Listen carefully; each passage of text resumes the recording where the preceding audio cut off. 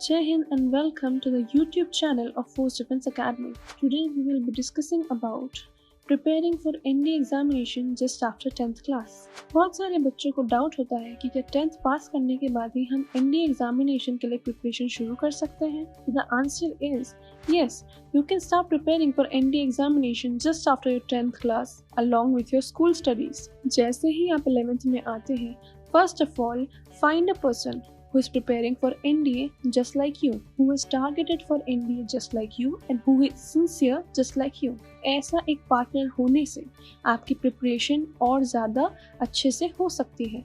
आप अपने सारे डाउट्स, सारे क्लैरिफिकेशन, सारे डिस्कशंस उससे कर सकते हैं.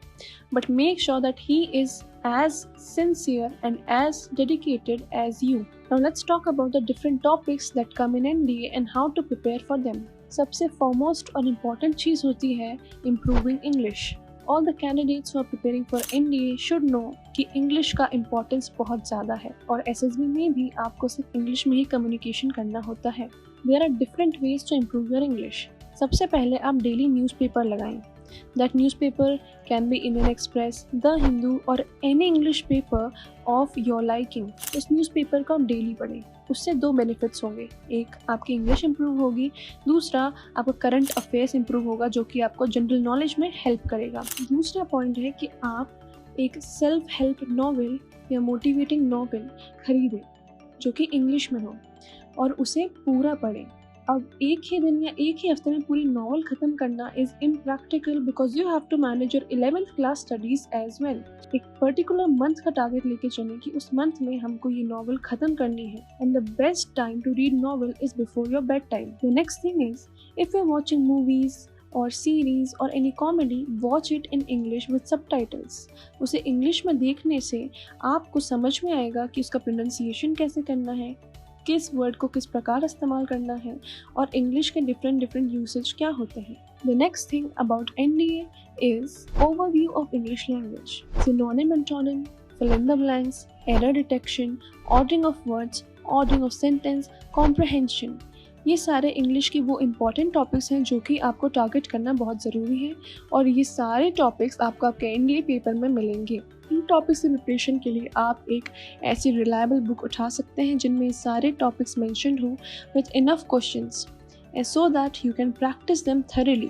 The next thing is general knowledge. लेकिन जनरल नॉलेज को 11th क्लास के साथ साथ कोप अप करना थोड़ा सा मुश्किल हो सकता है बिकॉज 11th का सिलेबस बहुत ज़्यादा होता है. तो general knowledge can be worked on slowly in 11th class and can be targeted prioritisedly in 12th class. General knowledge के लिए सबसे ज़्यादा इम्पॉर्टेंट आपको ध्यान में रखना है कि करंट अफेयर्स हैं जो कि जब आप इंग्लिश के लिए न्यूज़पेपर पढ़ेंगे तो उसमें कवर हो जाएगा. The next is NDA maths. हमें इसमें भी स्टेप बाय स्टेप करना होगा. सबसे पहले 11th के मैथ्स के टॉपिक्स को थॉरली प्रैक्टिस कर लें. 11th में ये ना कोशिश करें कि हम 12th के टॉपिक्स पढ़ने लगें. 11th में you have to target all the 11th maths topics with clarity. Find a reliable book of your liking and then practice the NDA questions of these topics from that book. ये चीज़ हमेशा ध्यान में रखें कि जब भी maths practice करते समय अगर आपको डाउट आता है तो उस डाउट को पाइल ऑन ना करें. उस डाउट को सॉल्व करने की कोशिश करें. टीचर से डिस्कस करने की कोशिश करें, अपने फ्रेंड से डिस्कस करने की कोशिश करें, इंटरनेट पर डिस्कस करने की कोशिश करें ताकि वो डाउट आपके इकट्ठे ना हो. सिमिलरली जब आप 12th में आ जाएंगे तो आप 12th के मैथ्स के टॉपिक्स को बहुत अच्छे से प्रिपेयर कर लें. जिस प्रकार 11th क्लास में आप 11th के मैथ्स के टॉपिक्स को थॉरली याद कर लेंगे, थॉरली प्रैक्टिस कर लेंगे, उसी प्रकार 12th में 12th के मैथ्स के टॉपिक्स को आप थॉरली प्रैक्टिस कर लीजिए. इनके लिए भी वही स्ट्रैटेजी अपनाइए कि जब ये टॉपिक्स आपकी NCERT से और रेफरेंस से हो जाए उसके बाद आप NDA की एक रिलायबल बुक पकड़ें. उस बुक में जितने भी इन टॉपिक्स के रिलेटेड क्वेश्चंस हैं उनको प्रैक्टिस करें. अगर इन टॉपिक्स में से कोई सा भी डाउट आता है तो उसको पाइल ऑन ना करें. One more tip, find a pattern.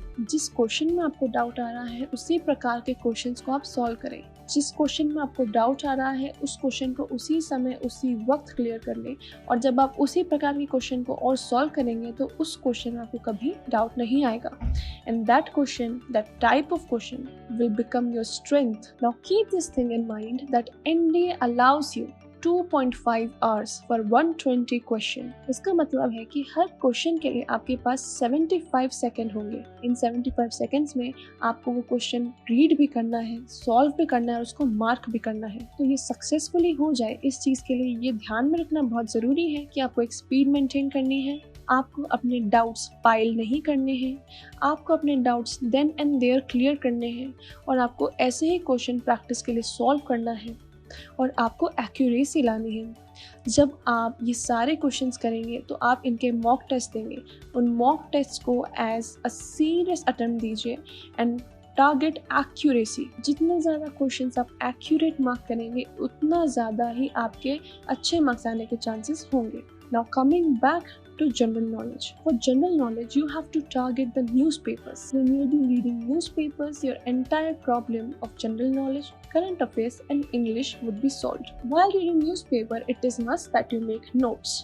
Notes should not be big enough कि पूरा का पूरा पैराग्राफ लिख रहे हैं। Notes should only consist of 1 or 2 lines for a particular news, which will involve all the important topics of that news. For more such important things about your preparation, subscribe to our channel. Till then, keep watching. Jai Hind.